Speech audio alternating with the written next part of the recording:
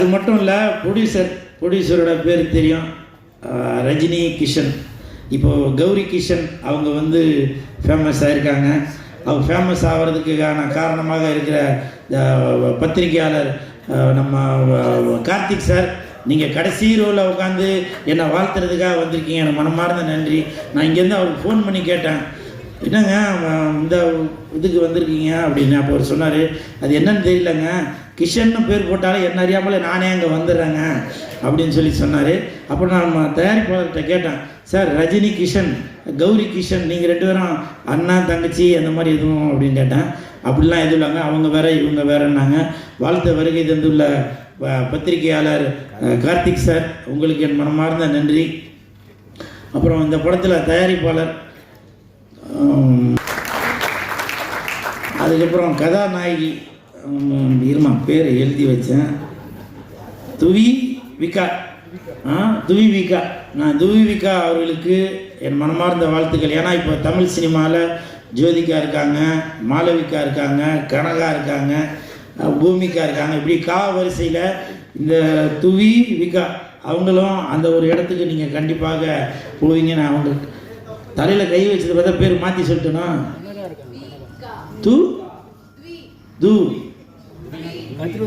துவி விகா அந்த துவி விகா அவர்களுக்கு என் மனமார்ந்த வாழ்த்துக்கள். இப்போ கூட பாருங்கள், நான் தமிழன், அவங்க வந்து மலையாளி. ஆனால் மலையாளிக்கு அந்த பேர் கரெக்டாக சொல்ல வருது.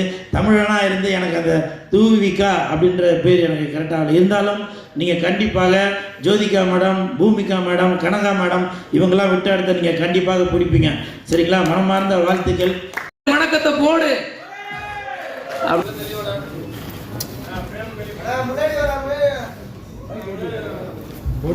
இதுக்கு மேடையில் அமர்ந்திருக்கும் அனைவருக்கும் வணக்கம். பத்திரிகை நண்பர்கள், ஊடக நண்பர்கள், இணையதள நண்பர்கள், கைத்தட்ட ரசிகர்கள் அனைவருக்கும் நன்றி. மேடையில் பேசி கைத்தட்டல் வாங்குற அளவுக்கு பெரிய பேச்சாளர் இல்லை, அதனால் பேட்டா பேட்டி ப்ளீஸ் கை தட்டிடுங்க. தேங்க்யூ.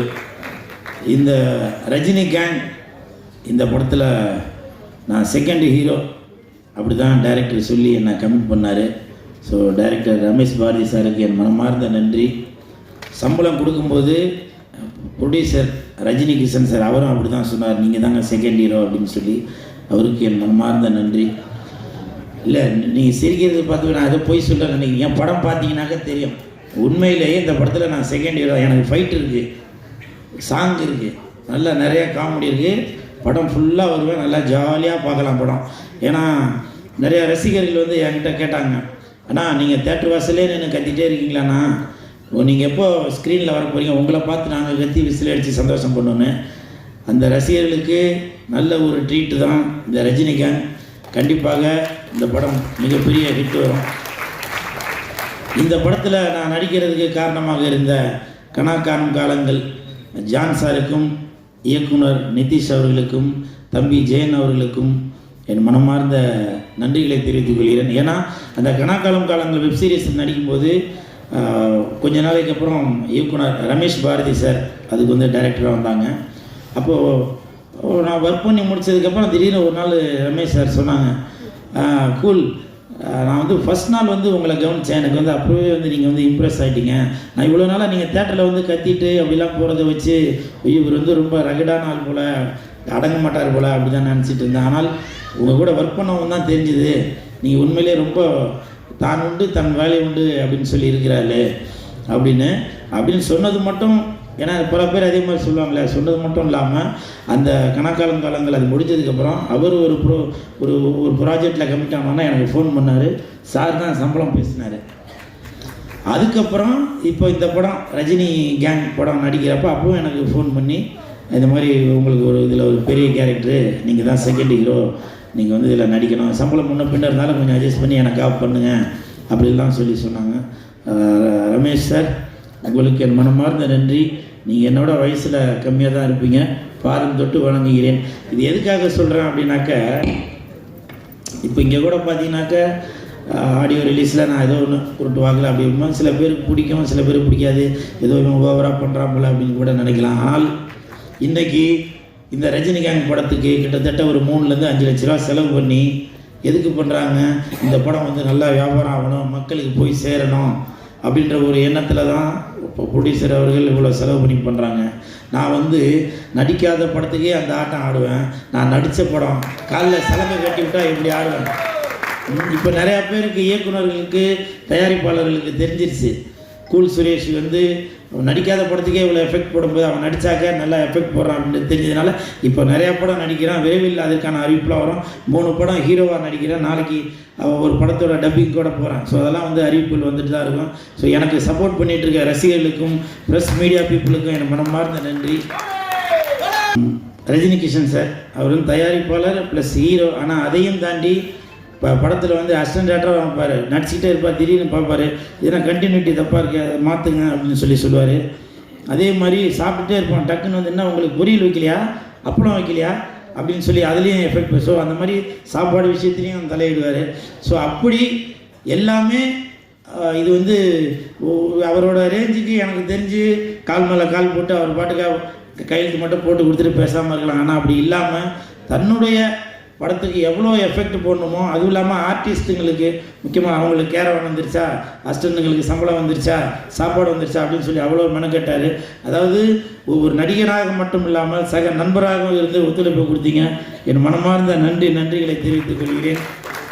ஏன்னா ஸ்டேஜில் பேசினா ரொம்ப பயந்து பேச வேண்டியதாக இருக்குது. ஏன்னா இப்போ சமீபத்தில் நம்ம பத்திரிகையாளர் இவர் கார்த்திக் சார் அவர் பேசுனது வந்து எனக்கு ஒரு மாதிரி கிடுன்னு ஆகி போச்சு. ஏன்னா என்ன மாதிரி தான் அவர் ஏதோ நம்ம யதார்த்தமாக சொல்ல அது பதார்த்தமாக போய் நான் ஒரு பொண்ணுக்கு மாலை போட்டு என்னென்னவோ ஆகி போச்சு இல்லை, அந்த மாதிரி நான் சாதாரணமாக தான் பேசுகிறேன். அது ஏதோ ஆகிப்போச்சு சரிங்களா. அதனால் இந்த நேரத்தில் பத்திரிகையாளர் கார்த்திக் சார் அவர்களுக்கும் எனது மனமார்ந்த நன்றியை தெரிவித்துக் கொண்டு அவர் கூட சேர்ந்து நானும் எதுவும் தவறாக பேசியிருந்தால் என்னையும் மன்னிச்சிருக்கேன். மன்னிக்குன்னு சொல்லக்கூடாது, வருத்தத்தை தெரிவித்துக் கொள்கிறேன். நன்றி. ரஜினி கிஷன் மிகப்பெரிய ஹிட் அடிக்கும்.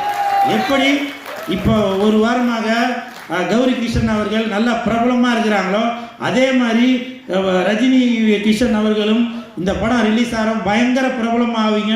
உங்களுக்கு என் மனமார்ந்த வாழ்த்துக்கள். வெந்து தணிந்தது காடு, ரஜினி கிஷனுக்கு வணக்கத்தை போடு. தண்ணியில இருக்கும் மீன், நான் லெஜெண்டோட ஃபேனு. நன்றி. தேங்க்யூ. ஒரு நல்ல கைதல் கொடுத்துடலாம். நம்முடைய கூல் சுரேஷனாக தன்னுடைய மனசில் உள்ள அத்தனை குமரல்கள் ஆசைகள் எல்லாத்தையுமே வந்து இங்கே தெரிவிச்சிட்டாரு. Thank you sir. அது மட்டும் இல்லை, படம் நடிக்கும்போது எனக்கு நல்லா கோஆப்ரேட் பண்ணாங்க. அதுக்கு மனமார்ந்த நன்றி. ஏன்னா நிறைய இடத்துல வந்து நான் அவ்வளோவா பெண்கள்கிட்ட போய் பேச மாட்டேன். நான் வந்து என் வேலை ஒன்றா இருப்பேன். இயக்குனருக்கு தெரியும், உண்மைதான்ப்பா. டைரக்டர் ப்ரொடியூசரை கேட்டால் தெரியும். ஆனால் என் கூட சக நண்பராக என்கிட்ட நல்லா பேசினாங்க. அவங்களோட நடிப்பு கூட பார்த்தீங்கன்னாக்கா ஒரு ஷாட்டில் வந்து திரும்பி என்னை இப்படி அடிக்கணும், அவங்க பேய் வந்ததுனால அடிக்கணும். 2-3 ரிஹர்சல் பார்த்தாங்க. அப்போ ரிஹர்சல் பார்க்குறப்போ நல்லா ஓங்கி அடித்தாங்க. நான் மேடம்கிட்ட போய் சொன்னேன், அம்மா அப்படி அடிக்காதீங்கம்மா, நெஞ்சு வலிக்கிறத விட எனக்கு நிறையா முடி இருக்குது, முடியெல்லாம் பிச்சுக்கின்னு வந்ததும்மா, அதுதான்மா வலிக்குது அப்படின்னு சொல்லி சொன்னேன். சரி சார், நான் இனிமேட்டு மெதுவாகவே அடிக்கிறேன். நான் டேரக்டர் ஆக்ஷன் சொன்னோன்னா கொப்ப மேலே ஓங்கி ஒரே அடி, இந்த செயின்லாம் பிச்சுக்கின்னு போயிடுச்சு. உண்மையிலே அப்போ அசன்ட்லாம் போய் தேடினேன் அந்த செயினை. அப்புறம் மறுபடியும் தேடி எடுத்தாச்சு. அந்த அளவுக்கு ஒர்க்கு மேலே ஒரு கான்ஃபிடெண்ட்டாக நல்லா அது கரெக்டாக வரணும் அப்படின்னு சொல்லி உங்களோட ஒர்க்கு நான் வந்து ரொம்ப பாருங்கள். உங்களுக்கு ஞாபகம் இருக்குங்கள. அதுக்கப்புறம் அடுத்த ஷார்ட்டு மறுநாள் கண்டினியூட்டி இருந்துச்சு. அப்புறம் போய் இங்கெல்லாம் சேவிங் பண்ணிட்டு தான் வந்து நடித்தேன். அப்புறம் நான் சும்மா இது ஒரு காமெடிக்காக ஏதோ சொல்கிறேன் அப்படின்னு சொல்லி உண்மையிலேயே என் ஹஸ்பண்டுக்கு தெரியும். அவன் தான் ட்ரிம்மரை வச்சு சேவ் பண்ணி விட்டான். ஸோ அந்தளவுக்கு நான் வந்து எஃபெக்ட் போட்டு அந்த அம்மா கூட பயந்து போய் இதில் நான் நடித்தேன். அது பார்க்குறவங்களுக்கு காமெடியாக கூட தெரியல, ஆனால் சீரியஸ் இது நடந்தது. ஸோ இவங்களுக்கு என் மனமார்ந்த வாழ்த்துக்கள். இந்த படத்தில் ஹீரோயின் அவர்கள், hero, second hero cool Suresh, இவங்களை தவிர 3ஆவதாக ஒரு ஹீரோ ஒருத்தர் இருக்கார். அது யாருனாக்கா நாய். அதில் இதில் ஃபோட்டோவில் போடக்காங்க. அவங்க அந்த ஹீரோவையும் இந்த ஹீரோவையும் தவிர அந்த நாய் கூட தான் ரொம்ப நேரம் அவங்க டைம் ஸ்பெண்ட் பண்ணது. எனக்கு தெரிஞ்சு சாப்பிட்டது கூட அவங்க 2 பேரும் ஒன்றா தான் உட்காந்து காரில் சாப்பிட்டாங்கன்னு நினைக்கிறேன். நான் பார்த்தேன் அந்த நைட் எஃபெக்ட் சீனெல்லாம் சாப்பிட்டாங்க. ஸோ அந்த அளவுக்கு இந்த படத்தில் வந்து பேய் மட்டும் நடிக்கல, நாயும் நடிச்சிருக்கு, நன்றி உள்ள நாயும் நடிச்சிருக்கு. ஸோ இந்த படத்தை வந்து பாருங்கள், என்ஜாய் பண்ணுவீங்க. அப்புறம் இந்த படத்துக்கு பக்கத்துணையாக இருந்த மேனேஜர் சந்துரு சார், அவங்க வந்து எங்களால் ப்ரொடியூசர்கிட்டையும் டைரக்டர்கிட்டையும் மொத்த செட்டு வேலை செய்கிறவங்களால் எந்த பிரச்சனை வந்தாலும் சந்துரு சார், அவரோட அசிஸ்டன்ட் சீனு சார், எல்லாருமே எவ்வளவோ திட்டு வாங்கி ஹெல்ப் பண்ணாங்க. சந்திர சார் நீங்கள் வந்திருக்கீங்களா என்னன்னு தெரியல, சீனு சார் வந்திருக்கீங்களா என்னன்னு தெரியல, மனமார்ந்த நன்றி. அப்புறம் அசிஸ்டன்ட் டைரக்டர்ஸ், அதில் வந்து நம்ம ரஜினி கிஷன் அவர்களுடைய மகன் சின்மய் அவர்களும் ரொம்ப பொறுப்போடு அக்கறையோடு இருந்தாங்க. அவருக்கும் மனமார்ந்த வாழ்த்துக்கள். வைரா, சுந்தரமாணிக்கம், ராகுல், பிரபு, காஸ்டியூம் பார்த்த பிரபு, ஏன்னா இது கூட ஞாபகமானதில்லை, இது கூட இவங்க கம்பெனிலேருந்து திருடுனது தான், இது ஞாபகமானதில்லை. அன்றைக்கி கண்டினியூட்டி அதோட இப்போ வரைக்கும் கையில் போட்டுட்ருக்கேன். ஒரு வைராகியம் தான். இந்த படம் மிகப்பெரிய வெற்றி அடையும். இதே மாதிரி தங்கத்தில் வந்து நம்ம ரஜினி கிஷன் சார் எனக்கு ஒன்று வாங்கி தருவார் அப்படின்ற ஒரு வைராகியத்தில் இருக்கேன். நான் கண்டிப்பாக சூப்பர் ஹிட்டு சார், கண்டிப்பாக ஹிட்டு. நீங்கள் வாங்கி தராட்டி உங்களுக்கு நான் வாங்கி தருவேன் அடுத்த படத்தில் என்ன நீங்கள் ஹீரோ ஆக்கும்போது. சரிங்களா? உங்களுக்கு என் மனமார்ந்த வாழ்த்துக்களையும் நன்றிகளையும் தெரிவித்துக் கொள்கிறேன். அப்புறம் டைரக்டர் சார், அவங்கள பற்றி சொல்லி ஆகணும். நான் இது வரைக்கும் பல படங்கள் நடிச்சிருக்கேன், இது பண்ணியிருக்கேன். இந்த படம் 13 நாளில் பேசின மாதிரியே ஒரு டேட்டு கூட மாறாமல் 13 நாளில் படத்தை முடிச்சிட்டாரு. நடுவில் மழை வந்ததுனால ஒரு 2 நாள் எக்ஸ்டன் ஆச்சு. அது கூட எதுக்குனாக்க இந்த பேட்ச் ஒர்க்காக தான் எக்ஸ்டன் ஆச்சு. என்னை பொறுத்த வரைக்கும் இதுக்கு முன்னாடி Ramanarayanan sir, director P Vasu sir, அவங்க தான் போட்ட ஷெட்யூலில் கரெக்டாக 13 நாளில் 15 நாளில் முடிப்பாங்க. அப்படி ஒரு திறமையான இயக்குனர். அதற்கு காரணம் ப்ரொடியூசரோட வழியை தெரிந்து நம்ம வந்து ஒரு நிமிஷத்தை கூட வேஸ்ட்டு பண்ணக்கூடாது அப்படின்னு மதியானம் 2 மணி வச்சு மறுநாள் காலையில் 6 மணி வரைக்கும் கூட எடுப்பார். நான் நிறைய ஷாட்டில் தூங்கிட்டே கூட நடித்தேன். அதெல்லாம் சார் வந்து பார்த்து ரசித்தார். அப்படி ஒரு அருமையான இயக்குனர். உண்மையிலேயே இந்த இயக்குனர்களிடம் வேலை பார்க்குற அசிஸ்டன்ட் டைரக்டர்ஸ் நீங்களாம் கண்டிப்பாக ஒரு பெரிய இடத்துக்கு வருவீங்க. நீங்களாம் வந்திருக்கீங்களான்னு தெரியல, சாரை ஃபாலோ பண்ணுங்கள். கண்டிப்பாக வந்திருக்கீங்களா? உங்களுக்கு என் மனமார்ந்த வாழ்த்துக்கள். பக்க துணையாக இருந்த தொண்டன் பாலா அவர்களுக்கு மனமார்ந்த நன்றி. வாழ்த்த வருகை தந்துள்ள திருமலை சாருக்கும் மனமார்ந்த நன்றி. ஏன்னா இன்னமும் அவர் ஒரு துடிப்பான இளைஞர்கள் தான்.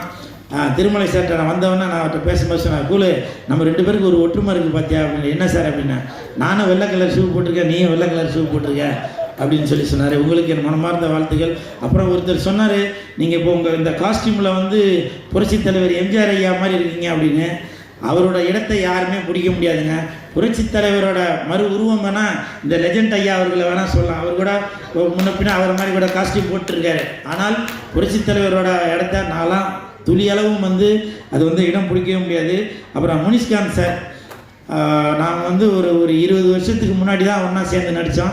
ரொம்ப நாளைக்கு அப்புறம் 20 வருஷத்துக்கு அப்புறம் இன்றைக்கி அவர் கூட சேர்ந்து நடித்ததில் ரொம்ப சந்தோஷப்படுறேன். ஆண்டனி சார், உங்களுக்கு மனமார்ந்த நன்றி. ஏன்னா நீங்கள் பாட்டு பாடுறது மட்டும் இல்லை, பேசுகிறது கூட அது ஒரு எனர்ஜெட்டிக்காக தான் இருக்கும். உங்களுக்கு மனமார்ந்த நன்றிகளை தெரிவிக்கிறேன். படத்துக்கு பக்கத்துணையாக இருக்கிற மாலிக் சார், உங்களுக்கும் நன்றி. வந்துருக்காரா? உங்களுக்கும் நன்றி. அப்புறம் கோப்ரா தம்பி, என்னை விட்டுட்டு எல்லாருக்கும் ஏதோ கிஃப்ட்டு கொடுத்துருக்க. உன்னை பற்றி நிறையா எழுதலாம், அந்த பேரை அழிச்சிட்டேன். நீ அடுத்து என்ன கிஃப்ட்டு தெரியும், நான் அப்போ தான் பேசுவேன். சரிங்களா? போதும்னு நினைக்கிறேன். வாடா தம்பிங்க. இது வரைக்கும் நான் ஒரு 200 படத்துக்கு மேலே நடித்தேன். 300 படத்துக்கு மேலே ஆடியோ ரிலீஸ் பண்ணி ஃபங்க்ஷனுக்கு போயிருக்கேன். எவ்வளோ நிகழ்ச்சிகளுக்கு போயிருக்கேன். இது வரைக்கும் அந்த 300 ஆடியோ ரிலீஸ் நிகழ்ச்சியில் வருத்தத்தோடு சொல்கிறோம்பா, பெண்கள் தான் காம்பேர் பண்ணி என்னை கூப்பிடுவாங்க. நீ என்னை இப்படி அவமானப்படுத்துவ நான் எதிர்பார்க்கவே இல்லை. ஆனால் இது வந்து யாரோ ஒரு திட்டமிட்ட சதி தான். அது கூல் சுரேஷ் வந்து ஆடியோ ரிலீஸுக்கு வரான், அதனால் பெண்களை வந்து நான் சகோதரியாக தான் நினைக்கிறது.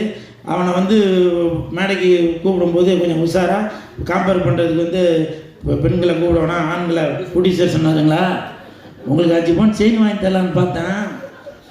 அப்படி என்னை அவமானப்படுத்திய தம்பிக்கு பேர் நம்ம அவன் பேர் ஸ்ரீராம் கார்த்திகேயனுக்கு என் மனமார்ந்த நன்றி. இதை ஏற்பாடு பண்ண பிஆர்ஓ சதீஷ் சாருக்கு நன்றி. அவரோட சதி வேலையா என்னன்றது தெரியல, அவருக்கும் என் மனமார்ந்த நன்றி. அப்புறம் இந்த நிகழ்ச்சியில் பார்த்தீங்கன்னாக்கா இது ஒரு ஆடியோ ரிலீஸ் அப்படின்னு வந்து என்னால் வந்து நம்பவே முடியலங்க. ஏன்னு கேளுங்களேன், ரஜினி கிஷன் சார் வந்து என்கிட்ட சொன்னார் ஆடியோ ரிலீஸ் ஃபங்க்ஷன் தாங்க, ஆனால் இங்கே வந்தாக்க ஒரு ஃபேமிலி ஃபங்க்ஷன் மாதிரி இருக்குது. இந்த பக்கம் ஃபுல்லாக சவுகார்பேட்டை, இந்த பக்கம் ஃபுல்லாக சைதாப்பேட்டை, அப்படி தனித்தனியாக தெரியுறாங்க. இந்த பக்கம் பார்த்தா வெள்ளேன்னு இருக்கிறாங்க, இந்த பக்கம் தான் கண்ணங்கரெல்லாம் எல்லாம் மாநிறமாக இருக்காங்க, கலந்து இருக்கிறாங்க. அப்புறம் அது எதுவும் சொல்லிட போகிறீங்கப்பா.